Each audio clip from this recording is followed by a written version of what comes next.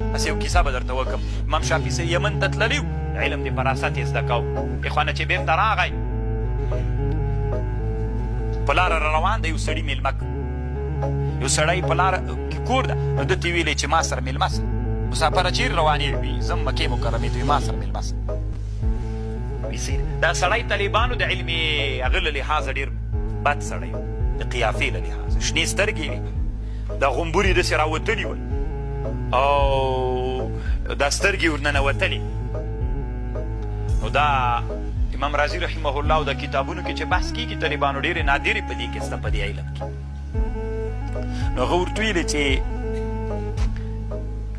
امام شافعي صاحب خو خیر مېلمه سو سره ډېر عزت یې وکړه، دې سړي دومره عزت یې وکړه، اس دی امام شافعي صاحب د امام شافعي صاحب یې ډېر عزت وکړه، اس ته ډېر عزت ورکړه، خوراک یې ورکړه.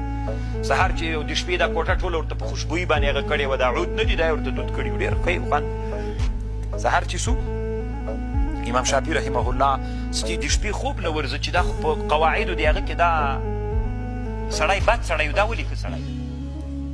نو اړخ په اړخ راوښته، یې ور اراده وکړه چې دا کتابونه یې لیکلي دا وسوځوي. خو خیر ته سهاره پورې پاتې سو. سهار چې راجګ سو امام شافعي صاحب چې تر نه روانېده نو دې سړي ته یې ویلې الله دې تا سره ډېر ښه وکړي، الله دې په تا باندې ډېر احسان وکړي. زه محمد بن ادریس الشافعي نومېږم، بیا چې مکې مکرمې ته راغلې هلته پوښتنه وکړه، زه به دې مکمل عزت وکړم، تا دې ما ډېر عزت وکړه. هغه سړي ورته ویلې وي سیده زه خو یوه خبره خو مې واوره، زه خو به د تا د پلار مزدور نه یم. نو امام شافعي صاحب ورته ویلې وی نه، ما پلار وی چې بېګا مې دا درته کړي، دا مې درته کړي، اس ته مې دا ټولې روپۍ حساب کړلې طالبانو، ترې واخیستلې.